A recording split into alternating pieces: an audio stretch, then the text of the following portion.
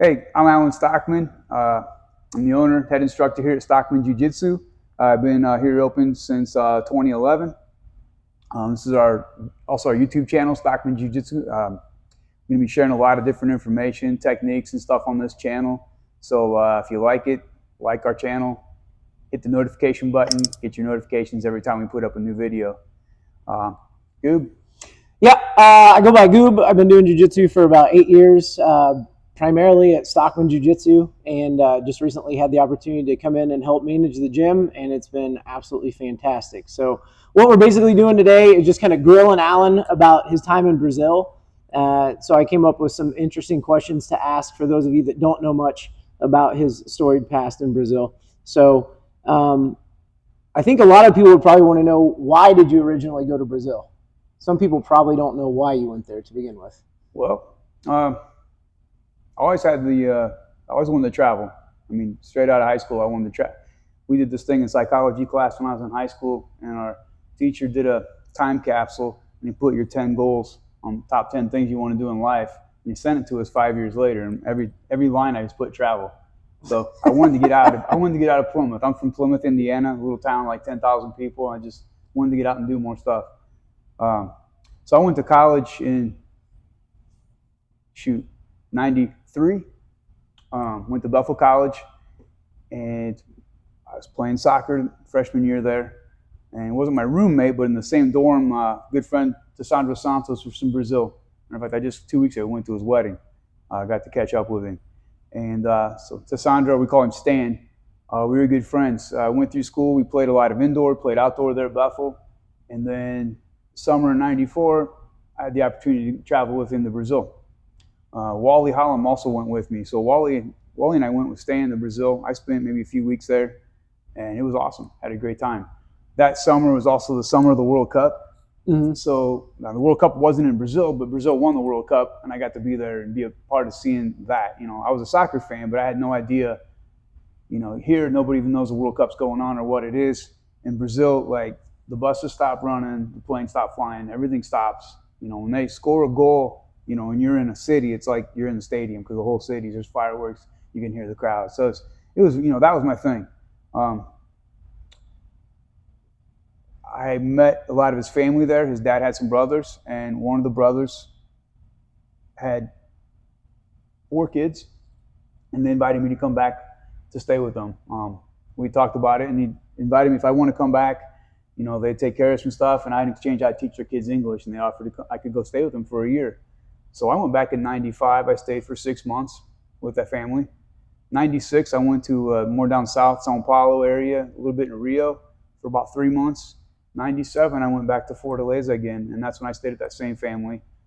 I was also enrolled that year with a program at the University of Arizona. So I studied for 2 semesters at a federal university in Brazil. I didn't have to go through their criteria for getting in, so I didn't have to take like the vestibular, which is a big test you got to take to get into college. But I was able to get in, and I studied for 2 semesters. And that's when I started jiu-jitsu. It was in October of 1997. So did you really pursue the soccer thing, or did you find out pretty quick that you couldn't hang with the Brazilians in the soccer? When I first went in 95, I took my cleats, I took all my gear. You know, I played midfield, I played goalie, I had all my stuff. I never played one time on the field. But I played a lot of soccer. It was more pickup games at the beach. You go out, they'd set up like coconuts for goals, and you just play pickup game, and all afternoon people be coming in and out of the games. You know, you're barefoot on the sand, you got the tide coming in, the waves coming up, so you got to, and doing all that, actually my touch and my footwork got way better. When I would come back after playing for 6 months there on the beach, like I was playing way different than an American, you know. I played a lot of basketball there too, and nobody knows that. But I played full court basketball almost every night, and I'm not that good here, but I grew up in Indiana, so going to Brazil, like, they're really good at their feet, but they can't catch a ball with their hands. Yeah. Here we got good eye coordination, but we can't use anything with our feet. So, you know, so kind of leveled the playing field. I was always picked first or second for the basketball teams, but still in the soccer teams, you know, I was second to last. Yeah, like, shoot, I got that green gift. But no, it was just, that was the experience, you know. But then, you know, I found jiu-jitsu, and that became, as soon as I started training, I was addicted to it. How did you actually find the jiu-jitsu though when you were there? Through the family I stayed with. Stan's brother, Fabricio, trained. He's a black belt today, and he kind of talked me into going. So I went to a school, actually the same school that I started, and I went in '95 and visited the school. I trained for a night.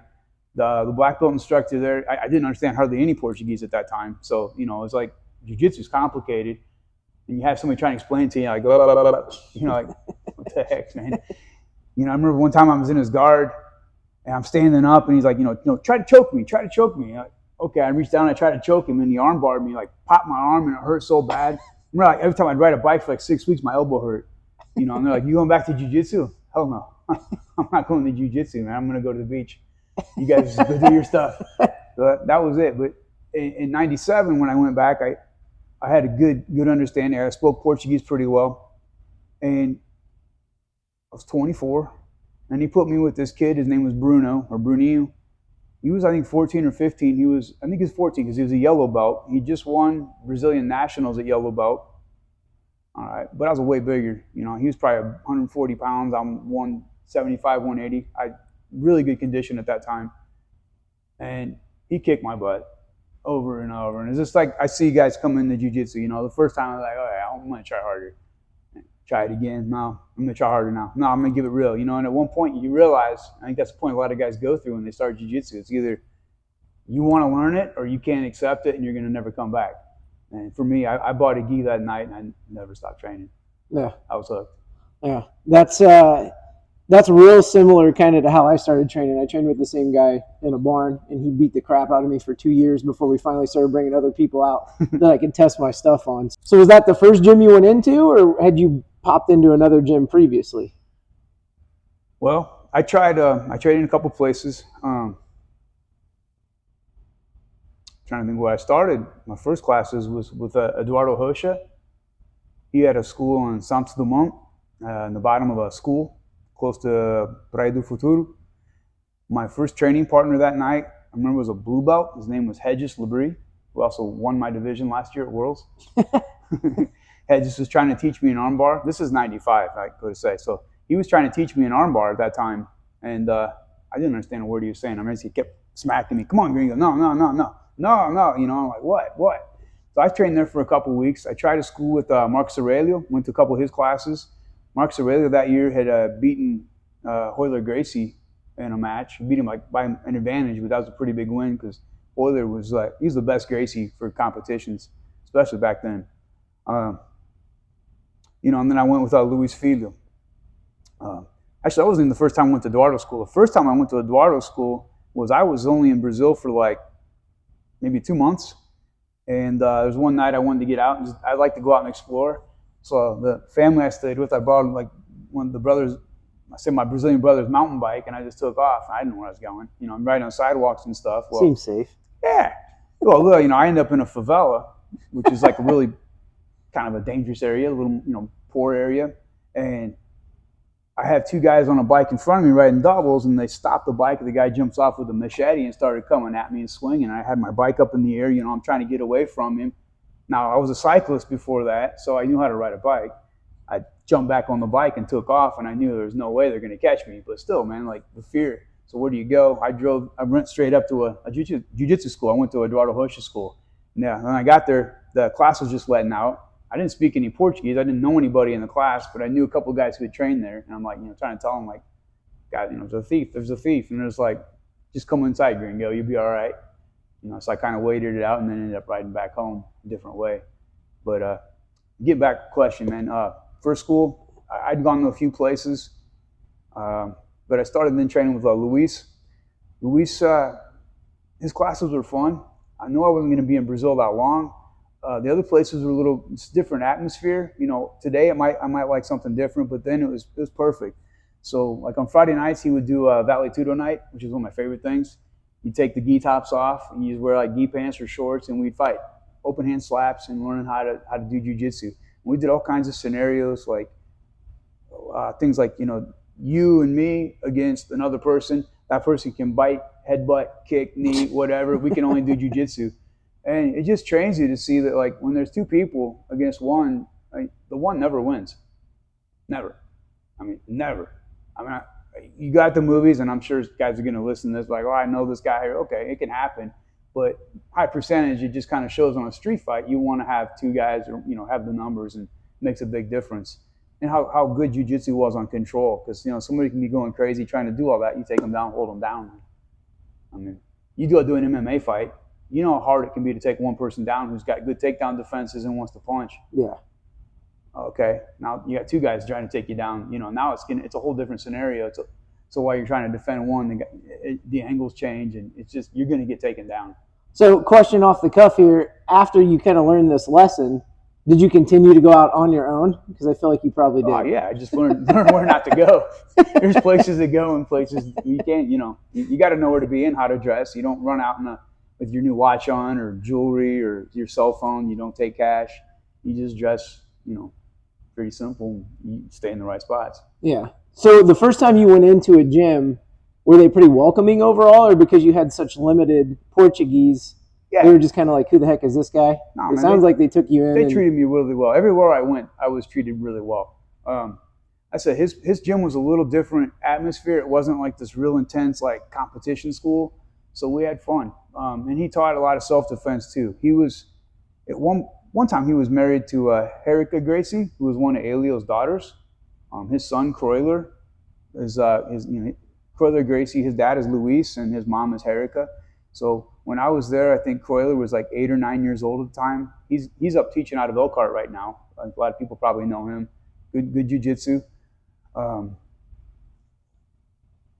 no, I mean, everybody was welcoming. I think Luis and I traded too. I was teaching Croyler English lessons at least in '97 in exchange for jiu-jitsu classes. So I'd go in there and do 45 minutes of an English class, and then I'd go upstairs and go train, stuff like that. And we became pretty good friends.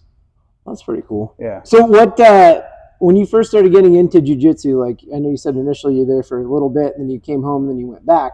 So when you went back, you were a lot more serious about it at that point, or it hadn't quite developed into? No, I'd been training. So I left in '97. I got my blue belt in 4 months, but I was training every day. If there was a class going on, I was there. I competed twice. I won the city tournament. I won the state tournament at white belt. So I was a pretty green blue belt when I got it, but I mean, it worked out. I got back here January of '98. I competed in a MMA fight up in Sturgis, Michigan at a bar called the Black Squirrel. It was run by Randy Wadsworth. He was a boxer, kind of boxing promoter. It was a real sleazy show. I mean, I had to pay $50 for my first MMA fight to fight as an entry fee. But you go there, you pay your money, then they just would set you up with whoever showed up to fight. So my first fight, I got matched up. Randy, come on, he's like, I don't have anybody your size, but I got my nephew George. He's a boxer. I was about 175, 180 then, and George is 260. Sounds legit. Sure, I'll fight him. He made us wear soccer shin guards. It's kind of weird. I wore my gi to fight in because that was a thing still back then. Was shin guards over the gi? Under the gi pants. Oh. I put the gi pants over, right? And there's no time limit. So you just fight. You fight till somebody wins. And we fought and fought and fought, and it went 27 minutes. I never got punched in the face the whole time. They ended up calling it a draw just because we were so dang tired. But it was a really small ring, and they had a rule that anytime we were on the ground, if he could touch the ropes, reach out and touch them, then they would re-stand us up. So I think there were 15, 20 stand-ups in the fight. Early on, we were standing there, he had me in a headlock, and I just started punching his hand, and I actually broke his right hand pretty early in the fight. So he couldn't punch me with that hand. I didn't know it, but I was just trying to survive and, trying to do my jiu-jitsu, which I remember I had a couple opportunities to arm bar him. You go in to pull the arm bar, and I'd choose to sit up and try to punch him in the face, and then he'd be able to roll out and touch the ring, and then get back up. So that was my first experience fighting up there. But I got back then, and I went back to Brazil again in '98. I went in September '98 and stayed through June of '99. And at that point, I was pretty serious. Now I was a blue belt. I kept training up here. Where did you train here? Plymouth. Yeah. There was a club downtown called Club Fitness, run by Art Jacobs. And there were some guys in there that have been doing jiu-jitsu from Plymouth area. So that's when I met Patrick Geis, Big Jim, Paul Godinez.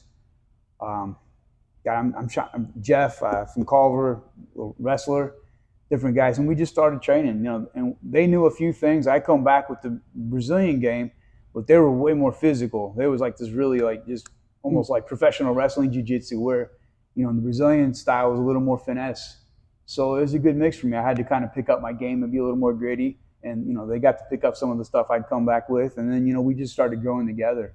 When I went back in September of '98, I was there for a few months, and then actually that Patrick from Plymouth came down and stayed with me in Brazil for, I don't know, 4 or 5 months. That's cool. Something like that. I had an extra room in the apartment. I invited everybody down. He was the only one that took me up on it.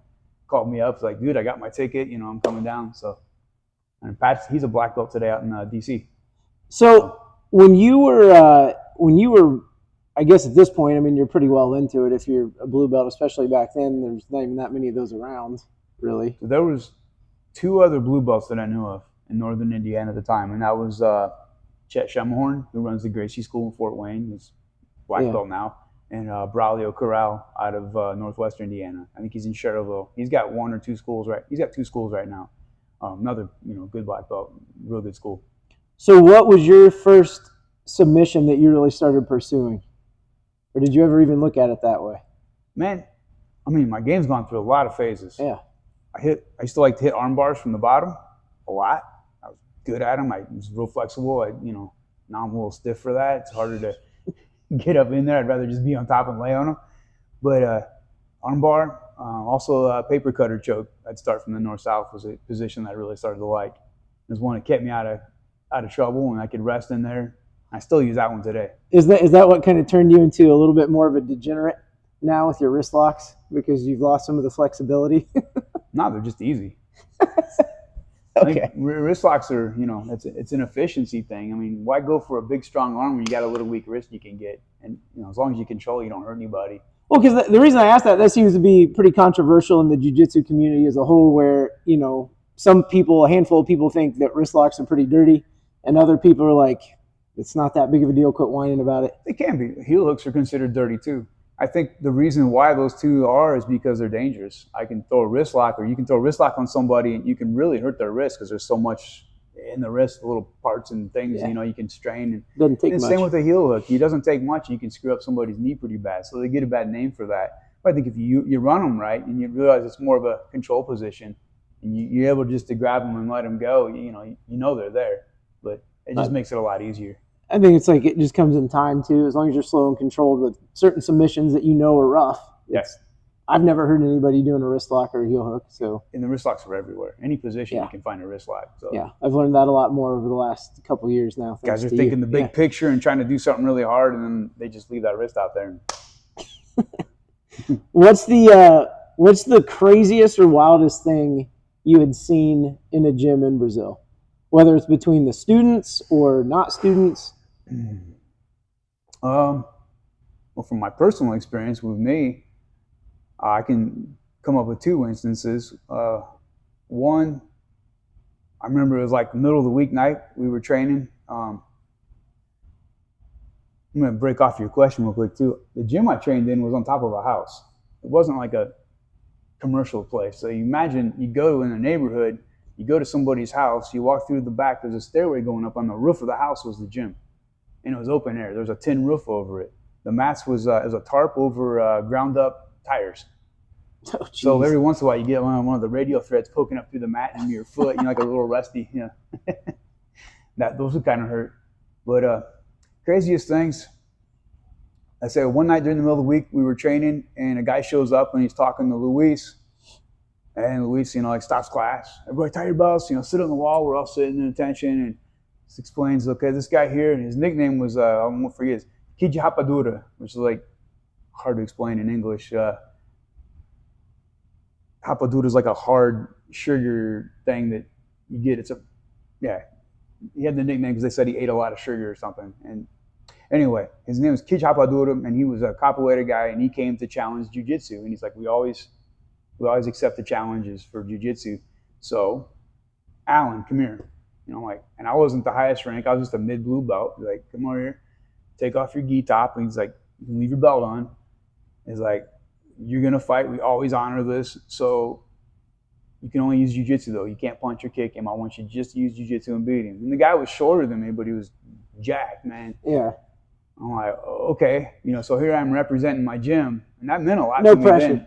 No pressure. I wasn't going to give up, So I went out and I took him down, monitored him, and armbarred him like a minute and a half. It was pretty fast. And then he smiled, and we all talked, and that was it.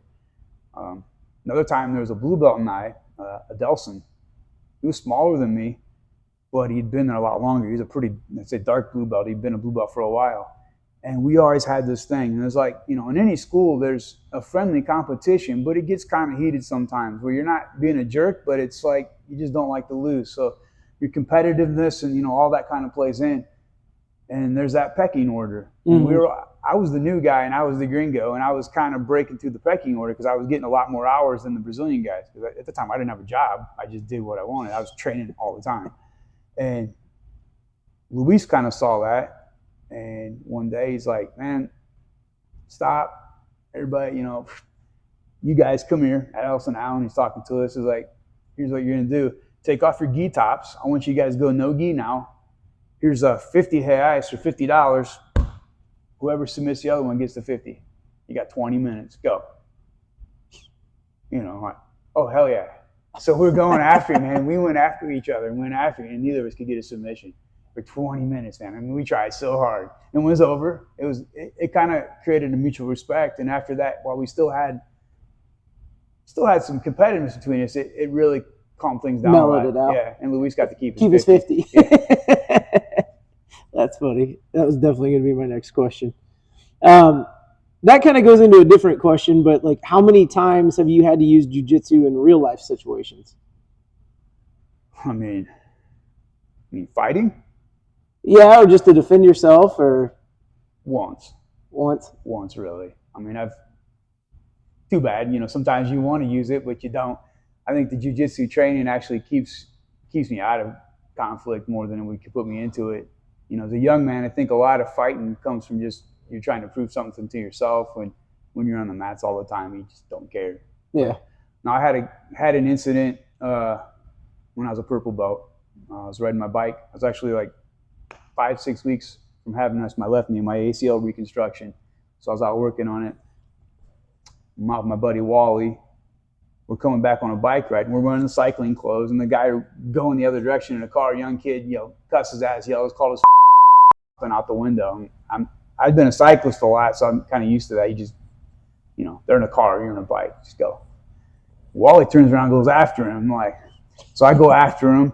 And as I get up to the stoplight where he was at, Wally's there on his bike, and the guy's getting ready to get out of the car, and ends up he wants to fight me. I was like, you can pick, he's like, I don't want to fight two guys. Well, you can pick your guy you want. He's like, well, I want him. I'm like, oh.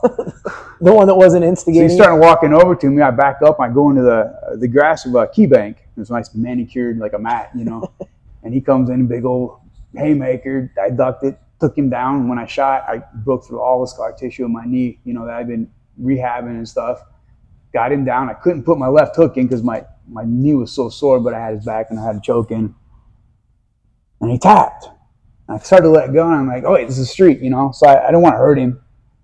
It wasn't fair, And I just put him back on. I'm like, all right, just say you're sorry and I'll let you go. He's like, screw you, man. No, you're going to sleep then. I put it on him, and he apologized. Okay, man, I'm sorry. I'm all right. Let him go. Didn't leave a scratch.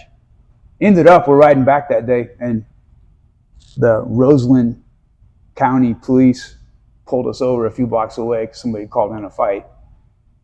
And he's like, you guys wait here, the chief's coming. And I was like, oh, crap. So we're waiting. Chief shows up. He's like, I want to know who was fighting my nephew. I'm like, oh, God, I'm going to jail, I was like, that's me. And I explained to him the story. I'm like, I'm purple belt in jiu-jitsu. I could have really hurt him. I didn't even leave a scratch. I just humbled him a little bit, hurt his ego. And he's like, well, that kid needs it. Next time you need to whoop his ass. This kid's always in all kinds of trouble and stuff. And he's like, man, I'm so glad you did that. I'm like, oh, thank God. Yeah, no kidding. But it's nice, with the jiu-jitsu, man, you have that control where without it, what are your options? You beat him to death, or you get beat up. Or you get beat up. There you can kind of control it, and I felt confident, and I didn't really worry about it. Unless he pulls a gun, Which is a possibility, which is why I wouldn't want to fight if I don't have to. I think most people that do jiu-jitsu are smart enough to really try to disengage from situations that could potentially turn into, you get that on in your training, man. Get all that out, the ego takes some of us longer than others, but the ego eventually disappears. It humbles us every night, man. Yeah. No matter what level you are. More about Brazil, I wanted to know, this is good personal questions. How many holidays do they have, or what things most notably do they celebrate that we just have no clue? I mean, I'm sure there's tons of differences culturally, but there's a joke there that they have 365 saints, so every day is a holiday. Yeah. And I think if you go to Brazil, you'll find that like there's always an excuse to celebrate, have a barbecue, and start dancing samba and whatever. But no, I mean there's a lot of different holidays. There are Independence Days and like September 7th instead of July 4th for ours. They have different days like that, but there's a lot more holidays, a lot more days off than what we get. So you can always go out and find something fun to do, basically. Oh yeah, man. And when I was there in the 90s too, and Fortaleza was known, I mean, it was a place to go out. There was a place to go out every night. And it wasn't like a little thing. Like every night there was a really fun thing to do. So you could go out Monday, Tuesday, Wednesday, every night of the week and on the weekends and have stuff to do. So that was a lot of fun. In Rio, I didn't learn. Shoot, I went to Rio again in 2014 to visit Rita, who's my wife now. We weren't married yet. I spent about not quite 2 weeks there, and I don't know the Rio scene as much. I'm sure the bigger cities are just the same. While I was there, I also got to train. The training was a little bit different. I was a black belt now, so now everybody wants to fight the American black belt. But man, I was fine. I was right where I should have been. I just got my first degree, and I was doing great on my training. Went to a lot of different schools. Got to visit De La Riva's school. Unfortunately, he wasn't there the night I went there. There's one in Leblon, Novo Geração. I think that's it. Brazil fight. Everybody treated me great. I was going to the schools. I got treated well. Every school's a little bit different, just like here you go. Different vibe, a little bit different game.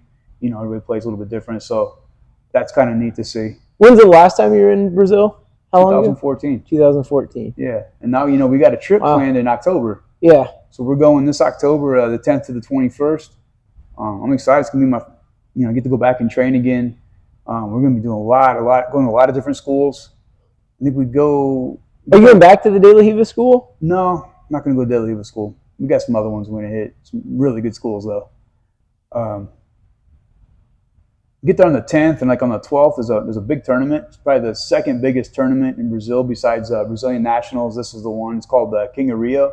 So hopefully I stay healthy. I plan to compete in that, and then just eat a lot of food after that and train a lot and have a good time. That was actually one of my questions was, what is your favorite all-time dish over there? The barbecue meat. Steak. Besides steak, you can get steak everywhere. There's a lot of regions of Brazil have a lot of different types of dishes that are typically like just to that region. So where I stayed at in Fortaleza, the Nordeste, the northeastern part, I used to like to call it vatapá. It's like a porridge maybe, but it's the peixe vatapá is the one. Is a fish vatapá. So it's like a fish stew, I guess you'd say, and you put it on rice. I love that stuff. And the family I stayed with, they made that a lot. This doesn't really tie into any of the other stuff. This is because I was just jotting these down this morning as I came and was trying to collect my thoughts. But who would you, and this is probably going to be a tougher question, but who do you think has been your most influential mentor or instructor over the years? I realize there could be several for several different reasons, but man, that's hard because there's a lot of different phases of jiu-jitsu, at least for me. I'm from northern Indiana. I started in the 90s. There was no jiu-jitsu there. I was the jiu-jitsu for North Central Indiana, and what do I know? So there's a lot of learning going on, through videos, through visiting schools, through seminars. Back then, the blue belts that I ran into mostly were blue belts from seminars. So like Hoist and the Gracies would start doing seminars, and they were promoting guys through the seminars as they were going through. So you have guys that didn't have the gym training, that didn't have like the tournaments that I'd got to see. So it gave me an edge on that, I think. So my first instructor, Luis, had a big impact on my game. His jiu-jitsu, he'd come, under, he wasn't under Alio, but he'd come up through that, and that was kind of his style of jiu-jitsu. So, I had to learn a lot of self-defense to get my blue belt. Different headlocks and bear hugs and knives and clubs and all that stuff. I don't teach the weapons, but I think that definitely the self-defense of getting in a headlock and stuff is super important. And I still teach that here today. Yeah. After that, I got with Marcelo a little bit. Marcelo Montero, who's here in Indy. I found him. He was a brown belt up in Michigan. He was under De La Riva. So, I'd never seen much half guard at that point. I was still a blue belt. So I got to train with Marcelo on and off back then. I actually helped him to relocate here to Indianapolis. A lot of guys don't know that. I would go to Carlson's and train in Chicago with Carlson. When between 2000 and 2003, I went to IUPUI here in Indianapolis. I was finishing up my degree. And actually, Carlson Jr. was living in Cincinnati and had a gym there. So I would travel over to Cincy and train with Carlson when I could. Travis Haynes from Indy introduced me to him over there. I'd already known Carlson, but I didn't know about his school in Cincinnati. So he took me over there for the first time. Nowadays, it's hard, man, to find guys that you can train with and be consistent because I run my school. If I'm not here, I really don't want to train because I'm pretty wore out. I'm 51, man. I got to choose my battles. Yeah, man, I got to take a day off here and there. I can't do every day. But I've been doing for the last 2.5 years up in Edwardsburg, Michigan. Amari Batechi is up there. And I've been training a lot with Amari. He's a coral belt now. He was arguably Carlson Sr.'s best black belt in the gi. He got the best results. He was a freak, man, a phenom. He won the first time they had the open weight. He was the first. He won his division and the open weight division back in, I don't know what year it was, a long time ago. And at black belt, though, he was. How old is he now? He's maybe 4 years older than me, I guess. So he's probably 55, 56. Yeah, and I got to meet this guy in person, and he's just like a tank. Man. Yeah, he's just like a stout, immovable object that knows really good jiu-jitsu. And he's got a neat game. He's got a really, really different game. He came up as a kid. He trained with Holes, the brother who actually passed from the hang gliding accident, and then he got with Carlson Sr. for a long time. When the Carlson team kind of split up and Carlson moved and everything, then he went and started training with Osvaldo Alves. Osvaldo Alves is not here with us anymore. He passed a couple of years ago, but he had actually been accepted and he taught. He's the only Brazilian ever to teach at the Kodokan in Japan. So Mari actually got to go out there also and train with Osvaldo at the Kodokan for some time. So his game's got a lot of different influences. He's got the jiu-jitsu. He fought MMA. Shoot, he fought Don Fry on like a week's notice. Gave up a ton of weight. You can watch the fight. I mean, it was a rough fight for him. Actually, I was there that night. Like UFC 9 up in Detroit, sitting up in the cheap seats. Amari lost me a lot of money that night because I was for sure Amari was going to beat Don Fry, and I was betting everybody around me, and went home broke. Did you pay up, or I was going to say you just got like, hey guys, I got to get some more popcorn. I'll catch you in a minute. I brought it up to him a couple of years ago when I was training with him once. Like, dude, you lost me a bunch of money on that fight. But it's been fun because Amari's style is so different, and I know the guys here that train with me often can tell, like in the last 2 years, how much my game's changed. 100%. So, and it's just it's just always trying to get more efficient because I'm not going to get younger. So it means when I roll, I have to get smarter, better leverage, better timing, better strategy, better game, just to keep myself, where I want to be. No, you did though. You used to be really, really pressure and smashy and control, and now it's like you just kind of float on top of everybody, but you still have the same control, which is. I can stop and be heavy, but it's just no fun. No, I'm cool. I'd rather just move around, man. I like you giving me little windows to breathe. Yeah. So I'm started training now, and I'm working hard back in the pool. I like swimming a lot for jiu-jitsu. Hope to do Chicago in August, Master Worlds in August, and then I want to do that the King of Rio in October. Yeah, you're getting after it. I've got two big tournaments this year. Chicago's a big tournament, not like Master Worlds or that one. And that's something else we should probably kind of round it out with is like talking about the Rio trip, because you and Rita put this Rio trip together and it's going to be pretty incredible. And you guys are already completely booked. right? And Well, you get a waiting list going, or we had a house for 12 people. And it sold out in like a week and a half. yeah. We got a waiting list right now, and we were just working on it this afternoon. We're going to try to take the people off the waiting list and do a second house. We might reorganize, make sure these friends can be at these friends and so on and so forth. It's a lot to it, actually, organizing the trip. And having a second house is a lot more to figure out. But no, guys, we're going to have a house. Guys come down. They pay their own airfare. They ride there. We'll have them picked up. They go to the house. All the breakfast, lunch will be taken care of. All the training sessions will be taken care of. We're going to go see the Christ. We're going to go see Sugarloaf Mountain. We're going to go see like a samba school one night. Just a lot of really cool things to see that that Rio's known for. So it's going to be a really busy trip. But man, and the houses are awesome. They're up on a hill. They got a view. They got a swimming pool. So it's going to be a really nice experience. And this is the first day that we've really sat down and thought about doing, like anything for YouTube that wasn't just purely, here's your move of the day or anything like that. So if you guys do like and subscribe and hit the bell and all that stuff for the notifications, at some point, I'm sure they'll put together a big video of that trip to Rio so you can really kind of see what it's like and kind of secondhand immerse yourself in the culture. But it seems like it's going to be absolutely amazing. I'd say, too, if you want to go, get on the waiting list right away because it's we're going to be closing it up pretty soon. We got, I think, 8 or 9 already on this waiting list. I have a lot of people not on the list saying they want to go. So it's not going to be hard to fill a second house up. And we're not going to manage any more than that. That's enough people to try to watch in Rio. I mean, it'll be a safe trip, but it's Rio de Janeiro, and you got. And they can just get on they can get on the waiting list on StockmanJiuJitsu.com.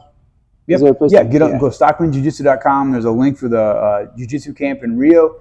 Get on the waiting list right now. We'll contact you when it comes time when we're going to fill the house up. And then it's going to have to be, if you're in, you're in. You'll have to pay up front right away then. And we'll have everything ready. So, you get there. Only thing you're going to have to pay for once you're there then after you pay for the trip and your ticket is when we go out to dinner at night, we're going to go different places. So that's on you. Breakfast and lunch is included. You don't have to go to dinner. You can probably save your food and eat more later if you want to stay at the house. It's going to be neat. We're going to be hitting different restaurants, different types of foods, different regional stuff from all over Brazil. This is going to be a really cool experience. Dancing? If that's your thing, man. We're going to get a video of you cutting it up on the dance floor? No, whatever. All right. That's all I got. Man, I hope you guys like that. This is an attempt to try to get some good information out there, talk about some of this stuff. It's a lot easier talking to somebody than just talking to a stinking camera. That's not my thing. I really don't like it that much, but we can do it. I showed Goob, if you guys have seen Rocky 1, Rocky trying to do the commercial in the cage. That's kind of how I feel, man, when I'm trying to do these things. But no, it's good time. Well, if you guys have any questions that you want to know from either one of us, primarily Alan, that'd be great. Shoot them in. And I had fun doing this. It was more entertaining than what I thought it would be. Oh, it's a good time. Yeah.